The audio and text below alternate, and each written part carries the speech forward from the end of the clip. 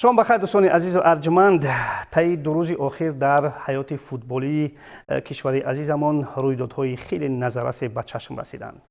پرزیدنت فیفا جانی اینفانتینو و پرزیدنت کنفدراسیون فوتبال آسیا شیخ سلمان ابن ابراهیم الخلیفه به تاجیکستان آمدند و البته رویدادی خیلی چشم رس دیگر این دیگر باره انتخاب شدن پرزیدنت فدراسیون فوتبال تاجیکستان محترم رستمی امامعلی با سمت پرزیدنت اسوسیاسیون فوتبال آسیایی مرکزی یا به اصطلاح دیگر کاف است و درباره این موضوع ها ما با نایب پرزیدنت فدراسیون فوتبال تاجیکستان علیشیر اورونوف صحبت خواهیم کرد.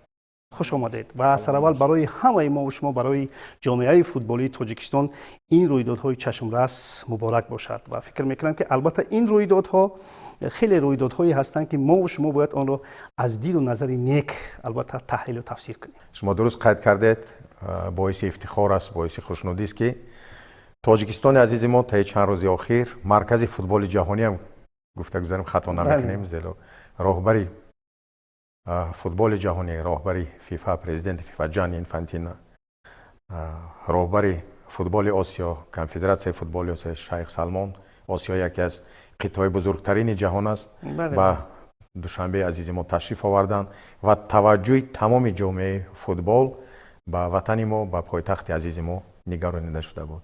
این همه نشانه آن است که در وطن عزیز ما صلح و ثبات، آرامی و ما امروز خوشبختانه امکان داریم مهمانای سطح بلندترین از آن جمله مهمانای ساحه ورزش را در وطن عزیز خود پذیرایی نماییم و این من فکر میکنم که یکی از صحیفه های بزرگترین هم ورزش هم فوتبال تاجیکستان عزیز ما می باشد. عموما تشریف نماینده و راهبران این سازمان های بانفوذترین فوتبال جهان این خود یک نشانه خیلی بزرگ است، لیکن باز در یک جایگی تشریف آوردنشان در یک وقت در یک روزها این باز هم نشانه آن است که توجه نسبت دولت ما، وطن ما، توجه نسبت فوتبال ما، توجه نسبت حرمت احترام خاصه آنها نسبت پیشوای معظم ملت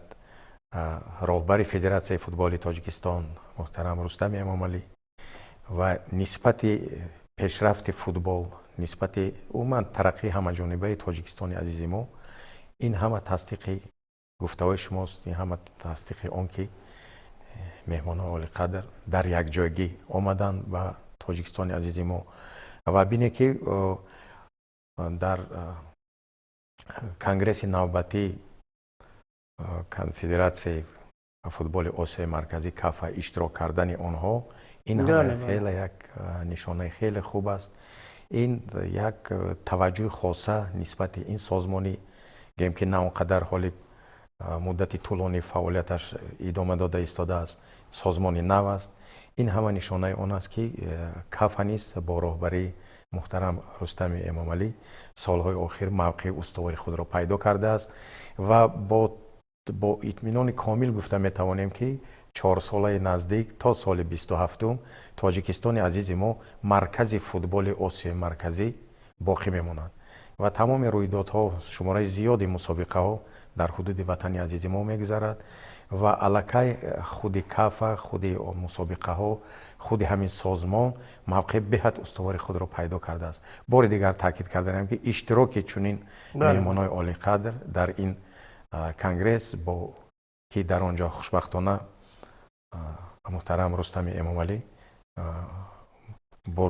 بار دوم است به حیث پرزیدنت اسوسیاسیون فوتبال آسیا مرکزی کاف انتخاب شدند و من فکر میکنم که این از همه مسئولین، از همه اون نفرانی که به فوتبال علاقمندی دارند، به کاف علاقمندی دارند، عموما به تاجیکستان عزیز ما علاقمندی دارند، این یک خوشبختی است، این یک خوشنودی است. از طرف دیگه باز مسئولیت خیلی زیاد و بلند را از هر یکی ما، از هر یکی مسئولین талаб менамояд. бале, шумо дуруст қайд кардед. Руслан, рӯйдоди хеле чашмраси дигаре ки дар таи сафари ин ду меҳмони олиқадр буд, ин албатта баргузор шудани 8-умин конгресси кафа дар Тоҷикистон буд ва албатта барои мо тоҷикистониён дигарбора интихоб шудани муҳтарам Рустами Эмомалӣ ба симати президенти кафа аст.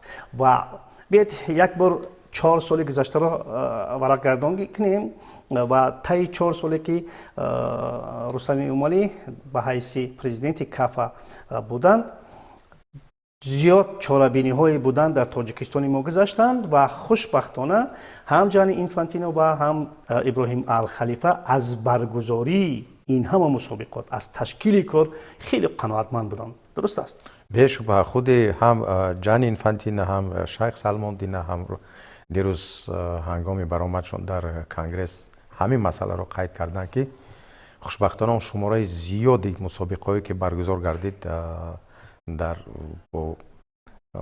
аз ҷониби кафа ки баргузор карда шуда буд, он ҳама нишонаи он ки ҳамин созмон рӯз аз рӯз тараққӣ ёфта истодааст, пеш рафта истодааст ва бори дигар таъкид карданд ки мавқеи устувори худро пайдо кардагӣ аст. биёед агар ба солҳои қаблӣ назар кунем, нисбати солҳои қаблӣ имсол аз ҷониби ҳама иштирокчиёни конгресс ки давлатҳои Осияи марказиро муаррифӣ мекарданд, ягон шубҳа набуд. Бо як якдилӣ, бо як хушнудӣ, бо як пазируи самимона, бовар кунед беҳад самимона, ҳама бо якдилӣ дастгирӣ карданд ва хоҳишам карданд, пешниҳодам карданд ки ҳатман маркази футболи Осияи марказӣ дар 4 солаи наздик дар Тоҷикистони азиз бояд боқӣ монад бо сарварии муҳтарам Рустами Эмомалӣ. Ин ҳама нишонаи боварӣ нисбати муҳтарам роҳбарияти Федератсияи футболи Тоҷикистон, нисбати давлати азизамон, ватани азизамон, нисбати пешрафти футбол дар ватани азизамон ва бине ки боиси хурсандист, хушнудист ва мо ифтихор дорем аз ин.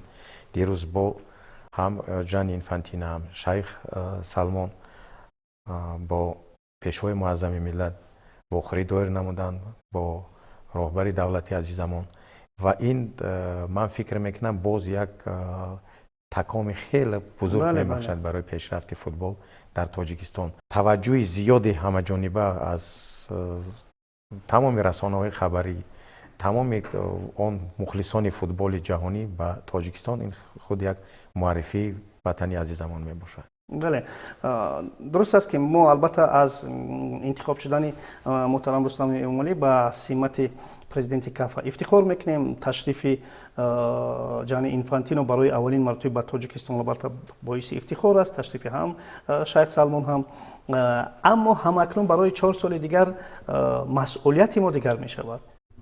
дуруст аст ки боз масъулиятҳои изофӣ, чунки чун моро бовар карданд 4 соли гузашта, мо албатта тавонистем ки ин бовариҳоро сазовор бошем, аммо акнун бояд бо сарбаландӣ ин 4 соли дигарро пушти сар кард ки дар пеш албатта мусобиқоти зиёди баргузор мекардаи кафа истоданд, ҳам дар футболи занона, ҳам дар футболи мардона, ҳам дар футзал ва чорабиниҳои дигаре ки ҳастанд. бешубҳа чуноне ки ман қаблан қайд кардам, ин ҳам боиси ифтихор аст, боиси хушнудист, аз тарафи дигар масъулияти хеле зиёд аст, масъулияти баланд аст. зеро аллакай мо масъулин ҳар он нафаре ки ба ин ҷода алоқамандӣ дорад, аллакай аз ин мусобиқа то мусобиқаи дигар як муш сараввал шумораи мусобиқаҳо бояд зиёд шаванд ва он зиёдам мешаванд. мана худи дар шаҳрҳои Тошкан ва Бишкек баргузор шудани мусобиқаи кафа байни дастаҳои мунтахаби миллии давлатҳои Осияи марказӣ бо ҷалби дигар давлатҳо низ нишонаи он аст. дар ояндаи наздик ташкил ва баргузор намудани мусобиқа байни дастаҳо, яъне бошгоҳое ки ин давлатҳоро муаррифӣ мекунанд дар назар аст ва зиёд кардани албатта шумораи мусобиқа байни наврасон, духтарон, футзал аз он ҷумла, зеро нисбати зиёд кардани шумораи мусобиқаҳои футзал ва хусусан бонувон низ ҳамин хел яке аз аввалин вазифаҳое ки афзалиятро талаб мекунад. ин ҳам аз ҷониби конфедератсияи футболи осиё, ҳам федератсияи байналмилали футбол ин борҳо таъкид карда шуд ва худи каф ҳам дар назди худ чунин вазифаҳоро гузоштагӣ аст. бубинед ки як ида аз мусобиқот албатта дар давлатҳои узви кафа ҳам баргузор мешаванд, албатта масъулин дар онҷо корҳои дигарро доранд. манзури мо ки он мусобиқоте ки бевосита дар тоҷикистони мо баргузор мешавад, албатта шуморашон зиёдтар мешавад. дар яке аз суҳбатҳо мо бо улуғбек каримовам суҳбат доштем. мо пешниҳод кардем, балки як орзу ҳам кардем ки оё имкон доранд бархе аз мусобиқоти масалан кафаро на ин ки дар шаҳри ҳисор ё шаҳри душанбе, балки ба вилоятҳои дигар ҳам бикӯчонем то мардум ин гуна мусобиқоти сатҳи байналмилалиро. албатта чунин ман фикр мекунам ки дар ояндаи наздик чунин имконият пайдо мешавад ва мо бояд кӯшиш намоем ки дар якҷоягӣ ин албатта фақат на танҳо фақат на ин ки вазифаи каф аст ё федератсияи футболи тоҷикистон аст, ин дар якҷоягӣ бо мақомотҳои маҳаллӣ, дар якҷоягӣ бо дастаҳое ки мисол ин ё он шаҳру ноҳияро муаррифӣ мекунанд, дар якҷоягӣ мо бояд кӯшиш ба харҷ диҳем ки он инфрасохторе ки ҳозир вуҷуд доранд дар шаҳру ноҳияҳо барои гузарондани мусобиқаҳои сатҳи баланд бояд ҷавобгӯ бошанд. яъне талаботҳои кафа бояд иҷро шавад. талаботҳои кафа иҷро шавад. дар навбати аввал ба талабот ҷавобгӯ будани худи чаманзор, баъдан худи инфрасохтор аз ҳамон либосҳои утоқҳои либоси васкунӣ сар карда то имконияти гузарондани бозиҳо. ман фикр мекунам дар ин масъала мо бояд корбариро дучанд зиёд кунем. бори дигар таъкид карданем ки дар навбати аввал ин аз масъулин аз мақомотҳои маҳаллӣ ки варзишгоҳ бевосита дар тавозуни онҳо қарор доранд. ман аксарият шаҳру ноҳияҳои ватани азизамонро дар назар дорам. яъне бе иҷро кардани баъзе талаботҳое ки дар асри 21 ман фикр мекунам ки набояд душворӣ пайдо кунад. мо ҳам ҳатто мусобиқаҳои ба ҳангоми баргузорӣ кардани бозиҳои чемпионати тоҷикистон миёни дастаҳои лига оли, лига якум, мутаассифона солҳои охир ман худи ҳамин мавсимам ба ин душвориҳо дучор мегардем. ман фикр мекунам ки ҳатман бояд дар ояндаи наздик хусусан варзишгоҳи 20-солагии истиқлолияти шаҳри хуҷанди бостонӣ бо таҷҳизотҳои ҳозиразамон, яъне рӯшноидиҳии сунъӣ, варзишгоҳи пахтакори шаҳри бохтар, ақаллан ҳамин чизо ҳадди ақал иҷро шаванд, мо аллакай имкон пайдо мекунем. аксарият мусобиқаҳо гуфтед шумо дуруст қайд кардед, на фақат дар пойтахт ё ҳисор, балки дар дигар марказҳои вилоятҳо шаҳру ноҳияҳо баргузор кунем. ин худ як таваҷҷӯҳи хоса мешавад барои ҷалби мухлисон, барои таваҷҷӯҳи мухлисон, барои умуман барои ҷалби мардум ба варзиш ва умуман ҳаматарафа барои як пешрафтани худи ҳамун шаҳру ноҳия, таваҷҷӯҳ, худи муаррифии ҳамун ин ё он шаҳру ноҳия ва ҳама вақт мо инро қайд мекунем ва бори дигар қайд карданем ки ҳатман бояд дар ин бора мо беҳад аҳамияти ҷиддӣ зоҳир карданмон лозим аст. чунки мана худи шумо шоҳидед, аксарият бозиҳои чемпионати тоҷикистонро мо аз ноилоҷӣ худи лигаи футбол аз ноилоҷӣ маҷбур аст ки ба рӯзона то ки аллакай бозиҳоро то торик шудан бояд ба анҷом расонанд аз ҳисоби набудани рӯшноидиҳии сунъӣ дар варзишгоҳҳо. бале, хуб, бевосита баргардем ба ташрифи ҷани Инфантино. хуб, дар раванди як барномае ки дар таи ин сафар доштанд, албатта чизи чашмраси хуб ин буд ки он кас бо асосгузори сулҳу ваҳдати миллӣ, пешвои миллат президенти тоҷикистон муҳтарам Эмомалӣ Раҳмон вохӯрданд. хуб, аммо боз дар раванди коришон ҷани Инфантино ба куҷоҳо рафтанд ва чӣ масъалаҳое дар ин ҷо мавриди баррасӣ қарор дода шуданд? новобаста аз он ки ҷани Инфантино муддати на он қадар дароз дар тоҷикистон ҳузур доштанд, ки фикр мекунам ки дар доираи ҳамон вақти муайян шуда хеле корҳои зиёде ба анҷом расонида шуд. асоси асос албатта вохӯрӣ бо муҳтарам ҷаноби олӣ президенти ҷумҳурии тоҷикистон муҳтарам Эмомалӣ Раҳмон, баъдан вохӯрӣ бо президенти федератсияи футболи тоҷикистон муҳтарам Рустами Эмомалӣ, иштирок дар конгресси кафа ва баъдан дар доираи ҳамин сафари онҳо боз чандин вохӯриҳои корӣ вобаста ба футболи тоҷик бо масъулин бо мутахассисон ва нимаи дуюми рӯз ташрифи Ҷани Инфантино ба базаи техникии Федератсияи футболи Тоҷикистон ки дар километри 40 шоҳрои Душанбе-Чанок ҷойгир аст ва як иншооти хеле бузург аст, зиёда аз 6 дар масоҳати зиёда аз 6 гектар ҷойгир шудагӣ аст. ҳамроҳи президенти Федератсияи футболи Тоҷикистон муҳтарам Рустами Амалӣ аз рафти корҳои сохтмонӣ дар ин иншооти бузурги варзишӣ дидан намуданд. оиди сифати кор, оиди сифати он майдонҳое ки аллакай ҳозир корҳои қариб ба корҳо ба анҷом расида истоданд, барои супоридани майдонҳо баҳои баланд доданд ва умуман беҳад пурмасъул буд. бисёр хуб. новобаста аз маҳдудияти вақт. бисёр хуб. дӯстони азиз, дар фарҷоми сафари кории худ Ҷани Инфантино барои телевизиони варзиш як суҳбатеро ҳам анҷом доданд. ҳоли ҳозир мо он суҳбатро манзури шумо мегардонем, баъд суҳбати худ ҳам анҷом хоҳем кард. мо ҳатман дар бораи масъалаи рушди футбол дар кишвари зебоманзари ҷумҳурии Тоҷикистон суҳбат доштем. мо инчунин аз имконияти мулоқот бо президенти Федератсияи футболи ҷумҳурии Тоҷикистон мамнун ҳастем.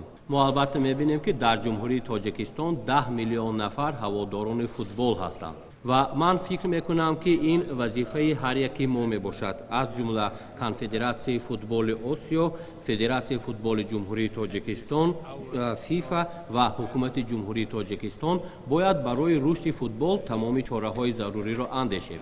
ҷумҳурии Тоҷикистон як ҷумҳурии бениҳоят ҷавон аст ва дар ҳамин ҳолат инчунин дорои таърих ва фарҳанги кӯҳансоли бузург мебошад ва ман бар он ақидаам ки футбол бояд аз ин фарҳанг ва таърихи кӯҳансоли мардуми тоҷик бояд ки баҳраманд гардад. футбол барои умуман ваҳдати миллӣ ва инчунин таъмини фарогирӣ ёки инклюзия ва муносибатҳои байналмилалӣ нақши муҳим мебозад. маҳз ҳамин сабабҳо буданд ки мо ҷонибҳои манфиатдор аз ҷумла Конфедератсияи футболи Осиё, ҳукумати ҷумҳурии Тоҷикистон, Федератсияи футболи ҷумҳурии Тоҷикистон ва ФИФА тасмим гирифтем барои рушди футбол сармоягузориҳои зарурӣ ба роҳ монда шавад. ин маънои онро дорад ки пеш аз ҳама мо бояд ки барои рушди инфрасохтор сармоягузориҳои зарурӣ намоем. хусусан дар пойтахти кишвар ман имрӯз мебинам ки як варзишгоҳи нави бузурге сохта шуда истодааст ва ман бар он ақидаам ки ин дар оянда рамзи ҷумҳурии Тоҷикистон дар рушди футбол хоҳад гардид. лекин умуман дар бораи инфрасохтори футбол гап занем, ман инчунин рушди инфрасохтори асосиро барои кӯдакон мебинам ки дар ҷойҳои деҳот дар тамоми минтақаҳои кишвар онҳо барои бозӣ кардани футбол имконият дошта бошанд. мо инчунин бояд ки сатҳи мусобиқаҳоро дар байни тамоми ҳаводорони футбол аз ҷумла дар байни ҷавонписарон, ҷавондухтарон, дар байни тимҳои ҷавонон ва инчунин калонсолон рушд диҳем. дар ин ҷода мо метавонем инчунин бо мактабҳо ҳамкорӣ кунем то он ки барои тарбия тавассути футбол тавонем саҳми худро гузорем. ва аз ҳама муҳимаш мо мехоҳем аз истифода аз инфрасохтори мавҷудаи ҷумҳурии Тоҷикистон барои доир намудани чорабиниҳои бештари сатҳи байналмилалӣ дар кишвари шумо саҳми худро гузорем. мехостам ба таваҷҷӯҳи шумо ду нуқтаи муҳимро расонам. пеш аз ҳама ин масъалаи рушди доварон мебошад ва масъалаи муҳими дуюм ин футбол дар байни занҳо мебошад ки барои кишварҳои ба монанди Тоҷикистон бениҳоят муҳим аст ва албатта занҳо 50% аҳолии сайёраро ташкил медиҳанд ва барои ин мо бояд ки корҳои бештарро ба анҷом расонем. ман дар хотима мехостам ба президенти ҷумҳурии Тоҷикистон барои нақши пешсаф бозидан ва инчунин барои назари хоса ҷиҳати рушди футбол миннатдории худро изҳор намоям. инчунин аз фурсат истифода бурда мехостам ба президенти Федератсияи футболи Тоҷикистон миннатдории хосаи худро барои рушди соҳаи футбол, барои рушди бозиҳои футбол ва инчунин мизбонии чорабиниҳои гуногун ва ба даст овардани натиҷаҳои самарабахш бахш дар ҷодаи футбол аз ҷониби Тоҷикистон изҳор намоям ва инчунин дар охир мехостам ба президенти Конфедератсияи футболи Осиё миннатдории худро баён намоям ки ин кас ҳам дар ин ҳамкориҳо як нақши бениҳоят муҳимро мебозанд ки аз ин ҳамкориҳо ҳамаи ҷонибҳо имрӯз бурд доранд. اگر خلاصه بندی کنیم یعنی از اون چیزی که جانی اینفانتینو گفتند و از اون چیزی که شیخ سلمان در اینجا گفتند و میگویند البته ما در راه درست قرار داریم ما رو البته آینده های خوب در پیش است و ما به این باوری داریم. بار دیگر تشریف این مهمانای عالی قدر نشانه آن است که ما در راه درست هستیم. شما خوب قید کردید. فوتبال در تاجیکستان عزیز ما مرحله به مرحله انکشاف رشد کرده ایستاده است و این نشانه آن است که همه مسئولین باید باز با قوه دوچند و سه‌چند بهر پیش بردن فوتبال در وطن عزیزمان و عموماً ما باید کوشش کنیم که و من فکر میکنم سالهای نزدیک به ما میسر میگرده عموماً چنین تشریف‌ها زیادتر شوند و برگزاری مسابقه‌های البته با سطح بلندترین در وطن عزیز ما به ما امکان پذیر باشد. برای این چنانی که من قید کردم ما باید اینفراستراکچور معین داشته باشیم. آن وقت ما امکان پیدا میکنیم هم بازی‌های مسابقه داخلی هم بازی‌های بین‌المللی سطح بلند نه فقط در حدود پایتخت عزیزمان بلکه بیرون در مرکزهای ولایت‌ها نیز برگزار نماییم چون که به جلب شماره زیادتری نفرانی که به فوتبال و ورزش علاقه‌مند داشته باشند ما مثال در آینده نسل نورس رو خوب تربیت کرده نمیتوانیم. برای این به ما لازم است که هرچی بیشتر هرچی زیادتر باز در مناطق جمهوری تاجیکستان در منطقه‌های دوردست خصوصا بازی‌های سطح بلند برگزار شوند ورزشگرا بیایند و این یک تکامی باز نو میبخشد برای ترقی کردن فوتبال. من امید از آن دارم و باوری کامل دارم که سالهای نزدیک این همه طلبات ها به اجرا رسانیده میشن و ما امکان پیدا میکنیم که در دیگر شهر و ناحیه‌ها نیز مسابقه سطح بلند را برگزار کرده توانیم. بسیار خوب، بسیار عالی و البته ما هم با این امید میبندیم و باوری داریم که آن چیزی که در واخوری های مسئولین بلندپایه فوتبال جهانی و قهروی در اینجا موردی بررسی قرار گرفتن البته برای تکان یافتن فوتبال ما رشد آن البته مساعدت خواهد کرد. دوستان عزیز یک بار دیگر خاطررسان میکنیم که چند روز پیش شیخ سلمان ابن ابراهیم الخلیفه پرزیدنت کنفدراسیون فوتبال آسیا به تاجیکستان تشریف آوردن و با این دنبال جانی اینفانتینو پرزیدنت فیفا هم به تاجیکستان اومدن با سرور دولت محترم امامعلی رحمان برخوردن با پرزیدنت فدراسیون فوتبال تاجیکستان رئیس شهر دوشنبه محترم رستم امامعلی برخوردن و البته در تاجیکستان عزیز کنگره هشتمی اساسیاسیون فوتبال آسیای مرکزی برگزار شد که در آنجا رستم امامعلی دیگر باره به سمت پرزیدنت کاف انتخاب شدند و این هم البته یک رویدادی خیلی بزرگ بود برای فوتبال تاجیک و اطراف همین موضوع ها ما صحبت داشتیم با نایب پرزیدنت فدراسیون فوتبال تاجیکستان علیشیر اورونوف. سپاس برای صحبتتان. سلامت باشید. دوستان عزیز در همین جا برنامه ما به انجام میرسد. خیر.